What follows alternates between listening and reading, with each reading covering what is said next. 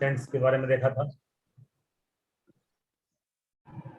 इसमें आपने प्राइमरी की, यूनिक की, फॉरेन की, डिफॉल्ट कंस्टेंट, नल कंस्टेंट और चेक कंस्टेंट, है ना, यहाँ तक शायद आपको दिक्कत नहीं हुआ होगा, है ना। एक दो बातें इसमें और सुन लीजिए, छोटी छोटी बातें, फिर इसमें आगे बढ़ते हैं, फिर कहानी से आगे बढ़ाते हैं, है ना। देखो भाई, अपना अपना सब लोग म्यूट कर दो, प्रियंका म्यूट कर दो भाई। देखो भाई, जैसे पिछले क्लास में हमने प्राइमरी की और यूनिक की के बारे में पढ़ा था। तो प्राइमरी की जिस भी कॉलम पे लगाते हैं उसमें आपका पहली बात तो टेबल में एक ही प्राइमरी की होता है, और जिस भी कॉलम पे प्राइमरी की लगता है वो कॉलम में कभी नल नहीं हो सकता। देखो, इसको भी देखो बोलने का तरीका है। कभी आप इंटरव्यू देते हो ना, और इंटरव्यू में कभी आपसे ऐसे बोल देते हो, सर प्राइमरी की, मतलब किसी ने पूछा प्राइमरी क्या होता है, अब आपने ऐसे बोल दिया, सर एक टेबल में one table has one primary की नल नहीं होता, प्राइमरी की डुप्लीकेट नहीं होता, प्राइमरी की में क्लस्टर इंडेक्स लगा होता है। देखो, ऐसे बोलना गलत है ना, एक तरह से गलत है। देखो, प्राइमरी की नल नहीं होता, ये तो स्टेटमेंट ही गलत है कि प्राइमरी की नल नहीं होता। ऐसे नहीं बोलना है, बोलना ये होता है कि प्राइमरी की जिस कॉलम पे लगता है वो कॉलम कभी नल नहीं होता। तो ये बोलना कि प्राइमरी की नल नहीं होता या प्राइमरी की डुप्लीकेट नहीं होता, ये एक तरह से आपका ना स्टेटमेंट गलत है। हालांकि आप मन में आपके सही चल रहा होगा, मैं समझता हूं, लेकिन आप ना गलत बोल रहे हैं अपने मुंह से। तो कभी ऐसे बोलना कि ये मत बोलना कि सर प्राइमरी की नल नहीं होता, प्राइमरी की डुप्लीकेट नहीं होता। वो बात सही है, लेकिन इसको कैसे बोलना है कि प्राइमरी की हम टेबल के जिस कॉलम पे प्राइमरी की लगाते हैं वो कॉलम कभी नल नहीं होता, वो कॉलम कभी डुप्लीकेट नहीं होता, उस कॉलम में क्लस्टर्ड इंडेक्स लगा होता है। इसको ऐसे बोलना है, बजाय ये बोलने के कि प्राइमरी की नल नहीं होता। ये तो वही बात हो गई कि जैसे आप सपोज करिए कि आप कुछ ऐसे बोल रहे हैं, जैसे आप मान लीजिए कि जैसे मान लीजिए कि आप संतरा खा रहे हैं, और आप किसी को ये बोले कि यार ये नारंगी नारंगी कलर खाने में बड़ा मजा आ रहा है। आप कलर थोड़ी खा रहे हैं, आप संतरा खा रहे हैं, आप बोलिए संतरा खाने में मजा आ रहा है। आप किसी को बोलेंगे सर नारंगी नारंगी खाने में बड़ा मजा आ रहा है, ये वही बात हो गई कि आप बोलिए कि प्राइमरी की नल नहीं होती। ये वही बात हो गई आप किसी को बोले कि नारंगी नारंगी खाने में बड़ा मजा आ रहा है। नहीं, ऐसे नहीं बोलना, बोलो संतरा खाने में मजा आ रहा है। तो ये थोड़ा सा ना, देखो बहुत छोटी सी बातें हैं, लेकिन अगर नहीं ध्यान दोगे ना तो मुंह से गलत निकलेगा और अगला समझेगा कि आपका कॉन्सेप्ट ही क्लियर नहीं है। यार मेरी बात समझ में किसी को आई? मैंने क्या बोला, समझ में आया किसी के? जी सर, आगे थोड़ा सा अपने मन में कॉन्सेप्ट क्लियर करके बोलना हो तो ऐसे बोलना है कि सर टेबल के जिस कॉलम में प्राइमरी की लगाते हैं उस कॉलम में डुप्लीकेट नहीं होता, उस कॉलम में नल नहीं होता, उस कॉलम में क्लस्टर्ड इंडेक्स लगा होता है, ऐसे बोलना है। ठीक है, तो थोड़ा ध्यान रखिएगा। अच्छा, एक बात और सुनिए पे ध्यान से। जैसे मैंने आपको पिछले क्लास में सिखाया था कि one table has one primary key, one table has one primary key. ठीक है, अब इसमें एक आपको ना क्रॉस क्वेश्चन भी है, अपना अपना म्यूट कर लीजिए। इसमें आपका एक क्रॉस क्वेश्चन भी है, एक क्रॉस क्वेश्चन है। अब क्रॉस क्वेश्चन क्या है भाई, ध्यान सुनिएगा मेरा सवाल। देखो, मेरे सवाल में ही ना क्वेश्चन छुपा हुआ है, सवाल में। ठीक है, आपसे इंटरव्यू में कोई क्वेश्चन पूछ दिया कि बताओ भाई प्राइमरी की एक टेबल में हम क्या दो कॉलम पे प्राइमरी की लगा सकते हैं? ध्यान सुनना भाई, ध्यान सुनना, ध्यान से बिल्कुल, है ना, बीच में बोलना नहीं, खाली सुनते रहना अच्छे से। आपसे सवाल पूछा जाएगा कि सोच के बताइए, एकदम ईमानदारी सोच के बताइए कि आप किसी टेबल के दो कॉलम पे प्राइमरी की लगा सकते हैं? ये सवाल है, देखो ये क्वेश्चन है। फिर से पूछ रहा हूं, आपसे सवाल पूछा जाएगा कि क्या आप किसी टेबल के दो कॉलम पे या तीन कॉलम पे या चार कॉलम पे प्राइमरी की लगा सकते हैं? तो बताओ भैया, आप क्या जवाब दोगे? नहीं सर, नहीं लगा सकते। नहीं लगा सकते, बहुत बढ़िया, है ना। जबकि इसका जवाब है कि हम लगा सकते हैं। इसका जवाब ये है कि हम लगा सकते हैं। ध्यान सुनो, बोलो मत, म्यूट कर दो, म्यूट कर दो, म्यूट बोलिए मत। इसका जवाब ये है कि हम लगा सकते हैं। फिर आप कहोगे कि सर फिर आपने परसों क्यों लिखवाया था one table has one primary की? भाई वो तो मैं आज भी कह रहा हूं, one table has one primary की। मैं तो बस ये इसमें ऐड कर रहा हूं। देखो, एक टेबल में प्राइमरी की एक ही होती है, ये एकदम सत्य है, एकदम मतलब पत्थर का लकीर है, ये बदलेगा नहीं। One table has one primary की, लेकिन वो जो वन प्राइमरी की है ना, वो दो कॉलम पे लग सकता है। एक टेबल में 2 प्राइमरी की नहीं हो सकता, लेकिन एक प्राइमरी की 2 कॉलम पे लग सकता है। तो आपसे इंटरव्यू में सवाल क्या पूछा कि सोच के बताइए, ईमानदारी से बिल्कुल सोच करके, कि क्या आप टेबल के 2 कॉलम पे प्राइमरी की लगा सकते हैं? बिल्कुल लगा सकते हैं। अगर वो ये पूछता कि क्या आपके टेबल में 2 प्राइमरी की हो सकता है, बिल्कुल नहीं, एकदम नहीं, सुसाइड कर लेंगे तब भी नहीं। लेकिन अगर सवाल ये हो कि एक टेबल के 2 कॉलम पे प्राइमरी की लग सकता है, बिल्कुल हाँ। एक टेबल में 2 प्राइमरी की हो सकता है, बिल्कुल नहीं। देखो बहुत माइनर सा डिफरेंस है, एकदम माइनर सा डिफरेंस। अगर ध्यान से अगले का सवाल नहीं सुनोगे तो अगला पूछ कुछ और रहा होगा और आप जवाब कुछ और दे रहे होंगे, अगर आपने सवाल ध्यान से नहीं सुना तो। अगर अगला बंदा सवाल पूछता है कि सोच के बताइए एक टेबल में 2 प्राइमरी की होगा, नहीं सर बिल्कुल नहीं। अगर अगला बंदा सवाल पूछता है कि एक टेबल में 2 कॉलम पे प्राइमरी की लगा दोगे, बिल्कुल लगा देंगे, बिल्कुल लगा देंगे। ये देखिए,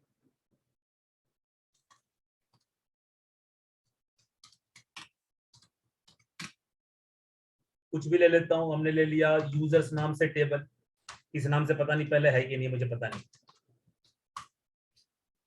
यूआईडी,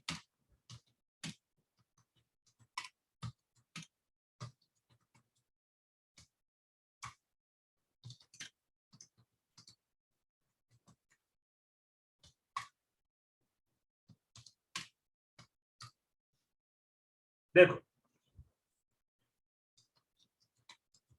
ये पॉसिबल नहीं है, ध्यान सुनिएगा, ये पॉसिबल नहीं। एक टेबल में 2 प्राइमरी की होना पॉसिबल नहीं है, ये कभी पॉसिबल नहीं है। लेकिन आप 2 कॉलम पे प्राइमरी की लगा सकते हैं, 2 कॉलम पे। देखो कैसे, ये तो पॉसिबल नहीं है, ये पॉसिबल नहीं है, एकदम गलत है, बिल्कुल गलत। मैं यहाँ चलो लिख देता हूँ, चलो ये लिख देता हूँ, ये एरर आएगा, एकदम गलत, एकदम गलत। ये देखिए, आप ये कर सकते हैं,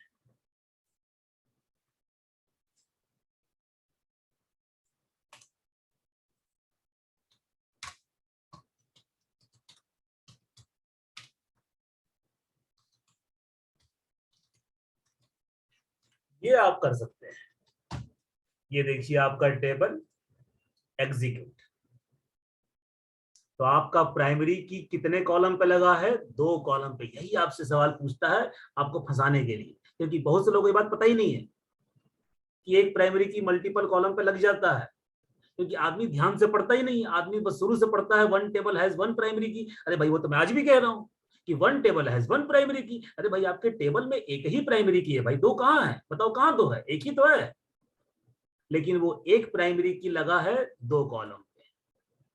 तो ध्यान दीजिए, आपके टेबल में 2 प्राइमरी की नहीं हो सकता, लेकिन आपके टेबल के 2 कॉलम पे एक ही प्राइमरी की लग सकता है।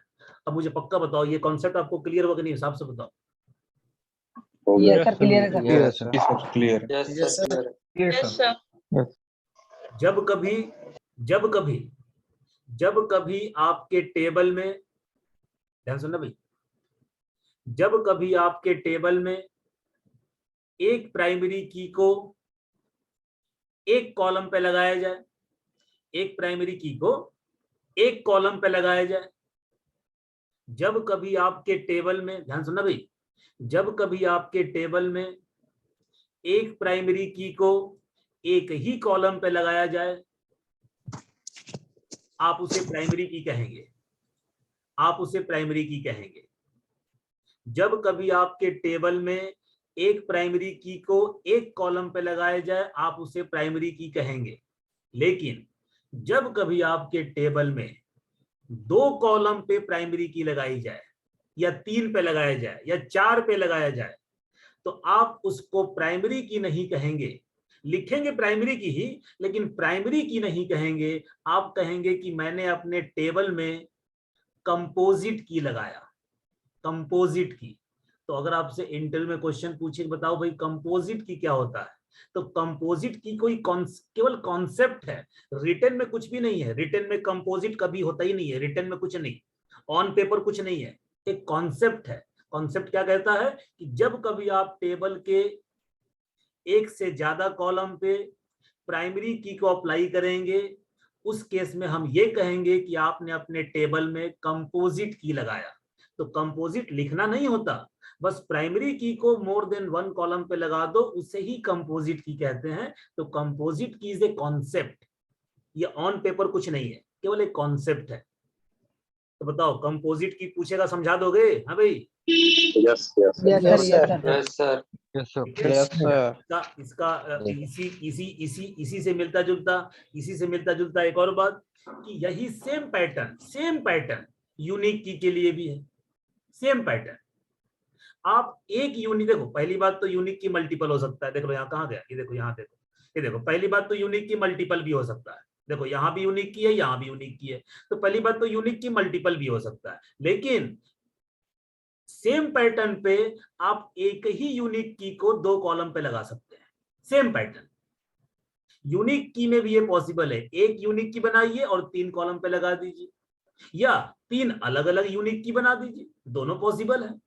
लेकिन 3 अलग अलग प्राइमरी बनाना पॉसिबल नहीं है, 3 अलग अलग प्राइमरी बनाना पॉसिबल नहीं है। तो अगर यूनिक की भी, ध्यान सुनो, अगर यूनिक की भी एक से ज्यादा कॉलम पे लगा हो तो उसे भी आप कहेंगे कंपोजिट की। यानी आपके किसी टेबल में प्राइमरी की या यूनिक की, आपके किसी टेबल में प्राइमरी की या यूनिक की लगे हैं एक से ज्यादा कॉलम पे, तो उस केस में उस प्राइमरी की को, उस यूनिक की को हम कहते हैं कंपोजिट की। बताओ, इतना बात बोल ले जाओगे? कोई पूछेगा तो? हाँ भाई, yes sir yes sir yes sir तो कोई बहुत हार्ड चीज नहीं है। अच्छा लगे यहाँ तो 2 और चीज समझ जाओ, लगे यहाँ तो समझ ही रहे हो तो 2 और समझ जाओ। हालांकि ज्यादा पूछता नहीं है, लेकिन कभी कभी पूछ भी देता है, कभी कभी। मैं यहाँ पे लिख देता हूं कंपोजिट की, ये रिटर्न में तो कुछ है नहीं।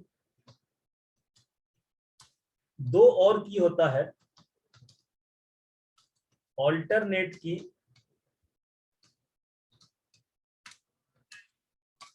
और कैंडिडेट की। ध्यान सुनिए भाई, ये दोनों भी कभी पूछ दे भाई ये बताओ ये क्या होता है, तो पहली बात तो ये भी कॉन्सेप्ट है, ऑन पेपर कुछ नहीं है, कॉन्सेप्ट है, केवल कॉन्सेप्ट। कैसे आप समझाएंगे? ध्यान सुनिए मेरी बात को, बिल्कुल ध्यान सुनिए। थोड़ा सा आपको एज्यूम करना पड़ेगा अपने मन में। आपके पास एक टेबल है एम्प्लॉय नाम का, मन में एज्यूम करो भाई, मन में फिगर बना लो, मन में अपने फिगर बनाओ, फिगर।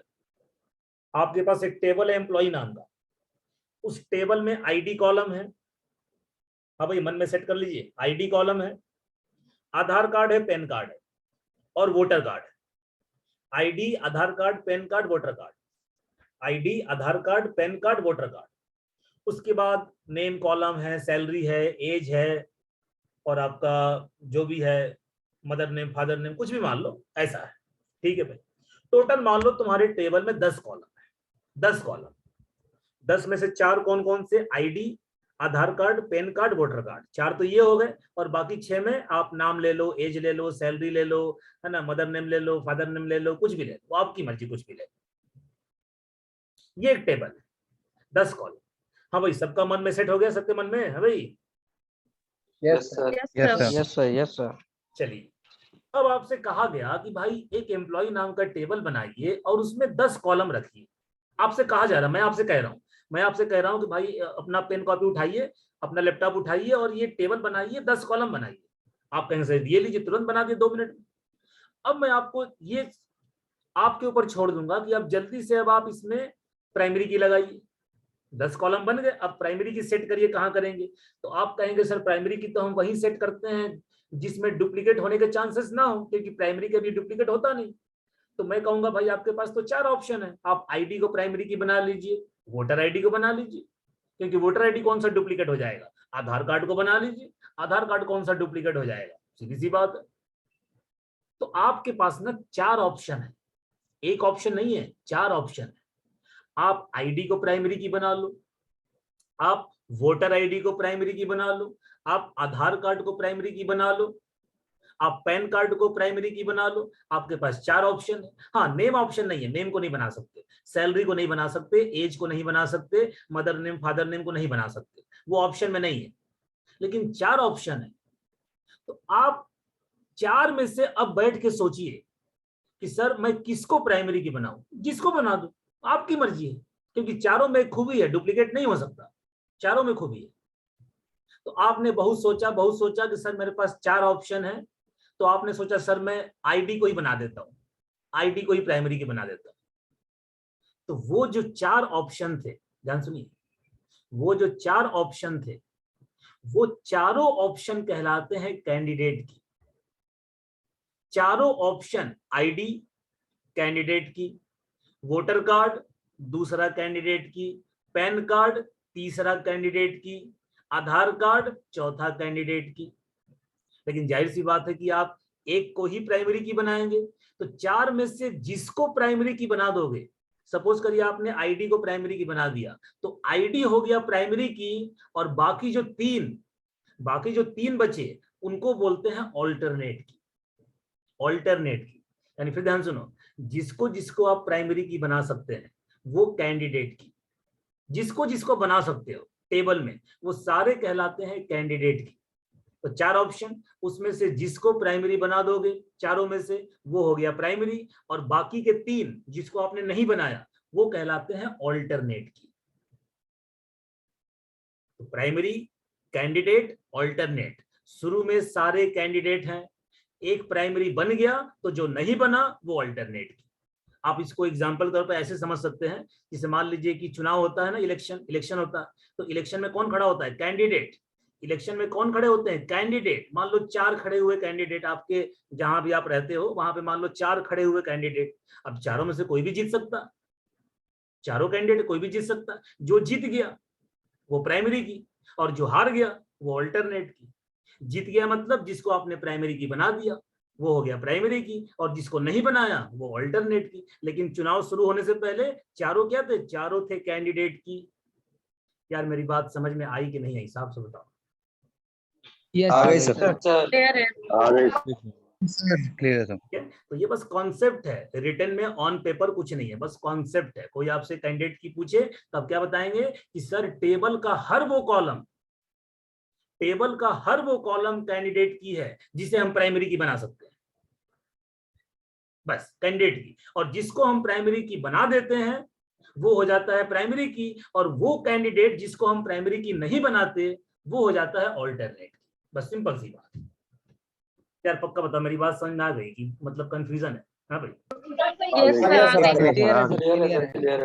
Yes sir.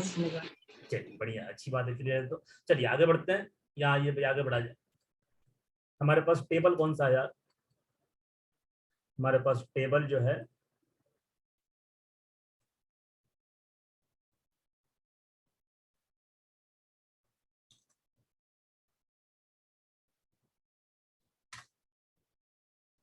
ये आपका टीबीएल यूजर नाम का टेबल है, ये आपका टेबल है, ठीक है, कोई दिक्कत नहीं।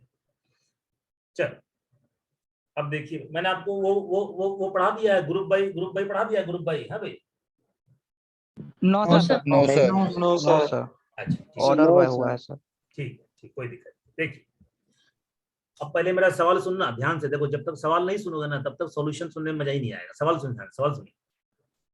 मेरा सवाल ये है कि सर आपके पास टेबल है, टेबल में टोटल 8 लोग हैं, ठीक है भाई, 8 लोग, मान लिया 8 लोग।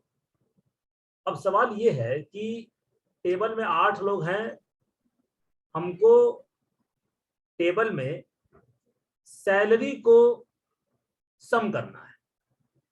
तो आपने कहा सर ये लीजिए,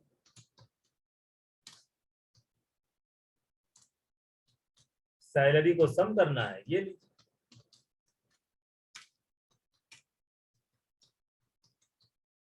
ये लीजिए, सैलरी सम हो गया। लेकिन नहीं, ऐसे सम नहीं करना है। सवाल ये है कि जेंडर वाइज सैलरी को सम करना है। जेंडर वाइज का मतलब कि जो 1 नंबर का जेंडर है उनकी सैलरी अलग से सम करो, जो 2 नंबर का जेंडर है उनकी सैलरी अलग से सम करो, और जो 3 नंबर का जेंडर है उनकी सैलरी अलग से सम करो। मतलब तीनों जेंडर की सैलरी अलग अलग सम करो। मेल का अलग, 1 का मतलब मेल, और 2 का मतलब फीमेल, 3 का मतलब अदर, आप समझते ही हो। तो मेल का सैलरी अलग सम करो, फीमेल का सैलरी अलग से सम करो, और अदर का सैलरी अलग से सम करो। क्या करे भाई? देखिए, अगर आप अभी इतना चलाते हैं तो क्या करेगा, ये सबकी सैलरी को सम कर देगा, सबकी सैलरी। तो हमें सैलरी सम करनी है gender wise, group by gender. ये देखिए, ये देखिए, ग्रुप बाई जेंडर। आपको यहाँ जेंडर का भी नाम चाहिए अगर, तो यहाँ जेंडर लिख लो, तो जेंडर भी आ जाएगा कि कौन से जेंडर का 1450 है, कौन से जेंडर का 1050 है, ये भी शो कर देगा। ये देखिए, ये देखो, एक नंबर मतलब मेल, मेल का 1450, फीमेल का 1050, अदर का 400। अपना टेबल आप चेक करना चाहें चेक कर सकते हैं। देखो अदर का 400 है, देखो आप चेक कर देखो, चेक कर देखो, अदर का 150, 250, डेढ़ कितना हुआ 400, देख लो। तो सबकी सैलरी अलग अलग सम कर दी। तो ग्रुप बाई, देखो ग्रुप बाई कब लगाते हैं, जब आपको अपने टेबल में ग्रुप बनाना हो। आपकी टेबल में 100 एम्प्लॉई है, अब उसमें ग्रुपिंग करना है कि सर डॉटनेट वाले का सैलरी, मान लो आप किसी कंपनी में जॉब कर रहे हैं, अब उसमें 1000 एम्प्लॉई है, अब उस 1000 में तो डॉटनेट का भी होगा, जावा भी होगा, पीएचपी भी होगा, एचआर भी होगा, सब कुछ होगा ना, मार्केटिंग, सेल, सब कुछ होगा। अब आपसे कहा जाए सर कि मुझे ये पता करना है कि डॉटनेट वालों की टोटल सैलरी कितनी है, जावा वालों की टोटल सैलरी कितनी है, अब सब एक ही टेबल में है। तो क्या करोगे, ग्रुप बाई डिपार्टमेंट। अब वो डॉटनेट डिपार्टमेंट का है, उसका अलग ग्रुप बनेगा, जावा डिपार्टमेंट का है, उसका अलग ग्रुप बनेगा, तो ग्रुप बाई डिपार्टमेंट कर देंगे और सैलरी को सम कर देंगे। और ऐसा नहीं कि आपको हमेशा सैलरी ही सम करना है, ऐसा नहीं है कि सैलरी ही सम कर, कुछ भी कर सकते हो। आपको ये पता करना हो सर हमको जेंडर वाइज आदमी को काउंट करना है, कितने कितने आदमी है जेंडर वाइज, तो काउंट कर लो, ये काउंट कर लो, काउंट में कुछ भी स्टार लिख लो, काउंट कर। तो आपको देखो जेंडर वाइज काउंट हो जाए, देखो कितना, देखो काउंट हो, देखो देखो 4 मेल है, 2 फीमेल है, 2 अदर है। आप चाहो तो चेक कर लो, 4 मेल, 2 फीमेल, 2 अदर, चेक कर लो। 4 मेल, ये देखो, ये देखो 4 मेल, 2 फीमेल और 2 अदर। तो ऐसा नहीं कि आप सैलरी ही सम करोगे, कुछ भी कर सकते हो। देखो ग्रुप बाई का मतलब ये है कि टेबल में ग्रुप बना देना। एक टेबल में 1000 एम्प्लॉय ने ग्रुप बना दिया, 50 ग्रुप बना दिए। अब ग्रुप किसके अकॉर्डिंग बनाना है, जेंडर वाइज बनाना है, डिपार्टमेंट वाइज बनाना है, कंट्री वाइज बनाना है, वो तो आप सोचेंगे ना कि किसके वाइज बनाना है। बताइए, मेरी बात आपको बहुत मुश्किल लग रही है क्या? मुश्किल है?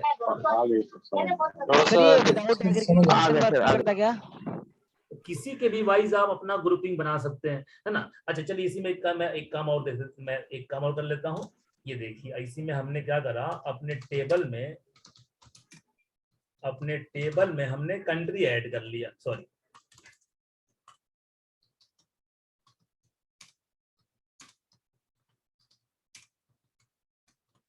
कंट्री ऐड कर लिया, ठीक है।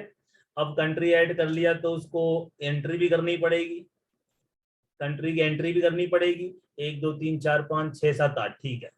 कैसे एंट्री करेंगे भाई? जाहिर सी बात है, अपडेट क्वेरी से एंट्री कैसे होगी, अपडेट क्वेरी से। Set country is equal to 1 where UID is equal to, या यूआईडी इन ऑपरेटर लगा लो, एक साथ में 2 2 3 3 कर लेंगे, 1 3 6।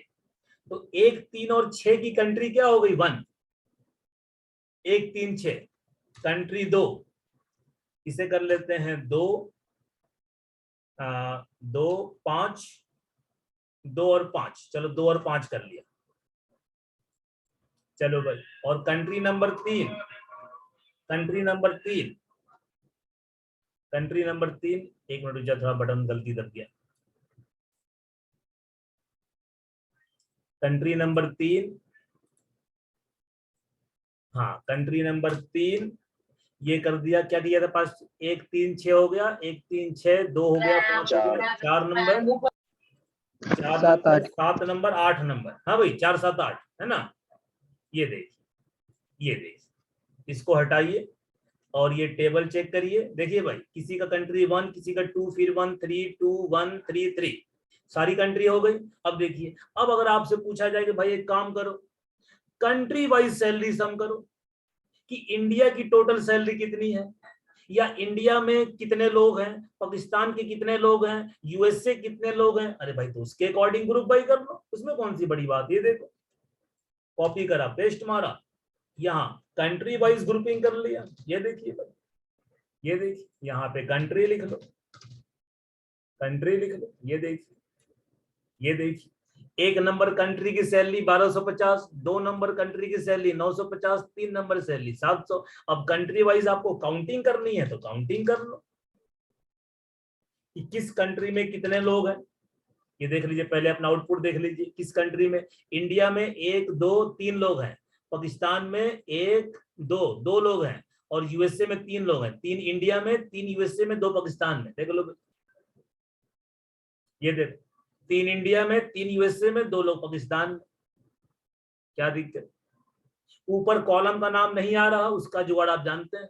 जब भी कॉलम का नाम ना आए उसका आप जुगाड़ जानते हैं। हाँ भाई, जुगाड़ जानते हो ना, कॉलम नाम ना आए तो। हाँ भाई, yes sir, yes sir, Yes, sir. Yes sir, age लगा के, ये लगा देखिए एज नंबर ऑफ पर्सन्स कुछ भी लिख दो, नंबर ऑफ पर्सन्स कुछ भी लिख दो, तो काम करेगा। नंबर ऑफ पर्सन्स कुछ भी लिख दीजिए, यहाँ ये लिख दीजिए। यहाँ पर एज कीवर्ड लगाओ ना लगाओ एक ही मतलब है, लगाई ना लगाइए। यहाँ लिख दीजिए टोटल सम सैलरी। ये देखिए, तो इसको चलाएंगे तो यहाँ पे देखिए, ये देखिए सम सैलरी आ रहा, और यहाँ चलाएंगे देखिए नंबर ऑफ पर्सन्स आ, नंबर ऑफ पर्सन्स।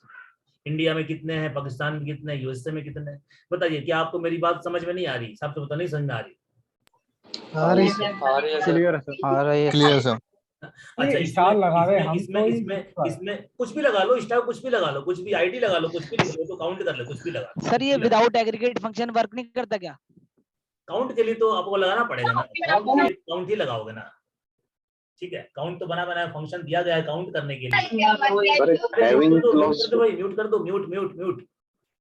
अच्छा, इसमें एक सवाल और पूछा जाएगा कि अच्छा मान लीजिए आपको ये करना है कि सर आपने जैसे कंट्री वाइज सैलरी को सम कर दिया कि चलो एक नंबर इंडिया का 1250 है, पाकिस्तान का 950 है, इसका आपका 700 है, लेकिन हम चाहते हैं सर यहाँ नाम दिखाई दे, यहाँ इंडिया, पाकिस्तान, यूएसए, मतलब जो भी कंट्री वाले टेबल, पता नहीं उसमें क्या है, मुझे पता नहीं क्या है, एक बार चेक कर लेता हूँ क्या है कंट्री वाले टेबल में। मतलब जो भी कंट्री वाले टेबल में, मेरे ख्याल से इंडिया, पाकिस्तान, यूएसए ही होगा, मैं हमेशा ही रखता हूँ। तो हाँ देखो, यही इंडिया, पाकिस्तान, यूएसए। तो हम चाहते हैं कि सर जब भी आप ये कंट्री वाइज सैलरी को सम कर रहे हो तो कम से कम यहाँ पे इंडिया लिखा है, पाकिस्तान लिखा है। अब देखो जाहिर सी बात है, मेरे टीवीएल यूजर में कंट्री का नाम है ही नहीं, तो कहां से आ जाएगा। ज्वाइन लगाइए, कंट्री का नाम तभी आएगा जब ज्वाइन लगाओगे। ये देखो, ये देखिए, इसको नीचे करिए, फ्रॉम, ज्वाइन कब लगाते हो, फ्रॉम, ये देखो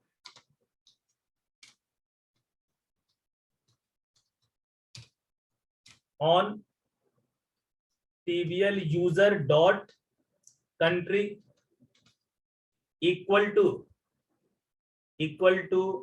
TBL कंट्री डॉट CID।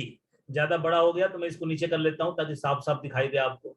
मैं इसको ऐसे लिख लेता हूं ताकि आपको साफ साफ दिखाई दे। देख लो भाई, आपने टेबल कंट्री और टेबल यूजर को ज्वाइन कर लिया। ज्वाइन वाली कहानी मैं समझता हूं कि सबको क्लियर है। जब आपने ज्वाइन कर लिया तो हमें क्या मिल गया, सी नेम। ज्वाइन करने के बाद क्या मिल गया, सी नेम। तो अब ग्रुप बाई किसके थ्रू करेंगे, सी नेम के थ्रू। और यहाँ क्या दिखाई देंगे, सी नेम। ये लीजिए, क्योंकि ज्वाइन लगाने के बाद तो हमारे पास सी नेम है। ये देखिए, क्या प्रॉब्लम। TBL यूजर में कंट्री का नाम नहीं था तो मजबूरी थी कि हमें कंट्री का आईडी दिखाना था। कोई बात नहीं, ज्वाइन लगा लो, ज्वाइन लगाना आपको आता है तो ज्वाइन के साथ भी ग्रुप बाई लगा सकते हैं। मैं आपको ये दिखाना चाहता था। बताइए, क्या मेरी बात आपके पल्ले नहीं पड़ी? साहब से बताइए, नहीं पड़ी? क्लियर है सर, पढ़ के समझ में आया। तो आप ज्वाइन भी लगा सकते हो ग्रुप बाई के साथ। बस ग्रुप बाई का लॉजिक क्लियर रखो कि ग्रुप बाई तुम्हारे टेबल को ग्रुप में डिवाइड करता है। किसके अकॉर्डिंग ग्रुप में डिवाइड करना है, आप कंट्री के नाम के अकॉर्डिंग करिए, कंट्री के आईडी के अकॉर्डिंग करिए, जेंडर के अकॉर्डिंग करिए, डिपार्टमेंट के अकॉर्डिंग करिए, वो आपका मर्जी है आप किसके अकॉर्डिंग करते हैं। और इसका बहुत बड़ा यूज है, बहुत ज्यादा यूज इसका। जब आप रियल टाइम में जॉब करोगे ना, बहुत ज्यादा यूज है, बहुत ज्यादा। जैसे मान लो कोई आदमी है, कोई कंपनी है, सपोज करिए कोई कंपनी है जिसके पास अलग अलग क्लाइंट से पैसा आता है। मान लो शेयर मार्केट है, अलग अलग क्लाइंट से डेली पैसा आ रहा है, डेली पैसा आ रहा है शेयर मार्केट में लगाने के लिए, कभी इस क्लाइंट से पैसा आया, इससे आया, इससे आया, इससे आया, इससे आया, आता ही महीने भर आता ही गया, महीने भर। अब महीने के लास्ट में कंपनी को ये पता करना है कि मैं देखना चाहता हूं कि मेरे किस दिन कितना पैसा आया, 1 तारीख को टोटल कितना पैसा आया, 2 तारीख को टोटल कितना पैसा आया, 3 तारीख को टोटल कितना पैसा आया। तब क्या करेंगे आप, कौन सा क्वेरी चलाएंगे, आप यहाँ क्वेरी चला लेंगे कि भाई मैं देखना चाहता हूँ टोटल कितना पैसा आया। तो आपके टेबल में मैं आपसे बहुत पहले बता चुका हूं कि टेबल में हमेशा इंसर्टेड डेट नाम का कॉलम होता है। तो ये रहा inserted date, group by inserted date, ये रहा। अब इंसर्टेड डेट 1 तारीख का, 1 तारीख का टोटल सम, 2 तारीख का total sum, date wise group by बना दो। अब 1 तारीख में मतलब 5 एंट्री है, 1 तारीख को 50 रुपया आया, फिर 100 रुपया आया, फिर 500 रुपया आया, तो डेट वाइज ग्रुप बना दो, कितना टोटल कितना आया। यार मुझे पक्का बताओ, मेरी बात आपको नहीं समझ आ रही, नहीं आ रही समझ? आ गई सर। तो आप ये मत सोचना कि हमेशा जेंडर वाइज ही ग्रुप बनाएंगे, कंट्री वाइज ग्रुप बनाएंगे। आप किसी के भी वाइज बना सकते हैं। वो तो देखो, वो तो आपसे कहा जाएगा, वो तो आपसे काम आपको दिया, कंपनी में जॉब करोगे तो आपसे कहा जाएगा कि काम करो, ये टेबल है, इस टेबल में इसके वाइज में ये कैलकुलेट करो, जेंडर वाइज ये कैलकुलेट करो, डेट वाइज ये, तो आपको पता है कि ग्रुप बाई लगाना। अब अगले ने जिसके वाइज बोला उसके अकॉर्डिंग ग्रुप बाई लगा दी, कहानी खत्म करिए, कौन सा प्रॉब्लम है। हाँ बताओ, आगे बढ़ा जाए, सबसे बताइए, आगे बढ़े। हाँ भाई, यस सर ये देखिए इसमें एक सवाल सुन लीजिए। इसमें एक सवाल जो कि बहुत ज्यादा पूछा जाता है, बहुत ही इंपॉर्टेंट क्वेश्चन है। मैं इसमें आपको समझा देता हूँ, इस वाले में समझा देता हूँ। जेंडर वाले में ये हमने क्या निकाला था, जेंडर वाइज हमने सैलरी सम करी, जेंडर वाइज। गौर करिए हमारे टेबल में क्या पड़ा हुआ है, जरा मैं एक बार देख लूं। चलो भाई ये देखो, आपसे कहा गया कि जेंडर वाइज सैलरी सम करो। आपके टेबल में 8 एम्प्लॉई हैं और आप जेंडर वाइज सैलरी को सम करिए। आपने कहा सर ये लीजिए जेंडर वाइज सैलरी सम हो गया, ये लीजिए जेंडर वाइज सैलरी सम कर लिया, कोई दिक्कत नहीं। लेकिन अगले ने एक सवाल पूछ दिया, कि काम करो उस जेंडर का सैलरी सम करो, केवल उनका ही जेंडर की सैलरी सम करो जिस जेंडर की सैलरी 200 से ज्यादा है, 200 से ज्यादा है। अगर किसी जेंडर की सैलरी 200 है या 200 से कम है, 200 भी है या 200 से कम है, उसको सम करो ही मत। मतलब एक तरह से ना उसको तुम उठा के बाहर फेंक दो, टेबल के बाहर फेंक दो, वो हमको चाहिए ही नहीं। कौन नहीं चाहिए? वो जेंडर नहीं चाहिए, वो आदमी नहीं चाहिए जिसकी सैलरी 200 है या 200 से कम है। यानी मुझे कुल मिलाकर के आलोक नहीं चाहिए 200, और मुझे ये बंदा नहीं चाहिए पीपी क्योंकि 150। बस मुझे 2 लोग नहीं चाहिए, 2 लोग नहीं चाहिए। हमने कहा चलिए सर कोई बात नहीं, जरा इसे मैं कॉपी कर लेता हूं ताकि आपके पास सारी क्वेरी आपके सामने रहे।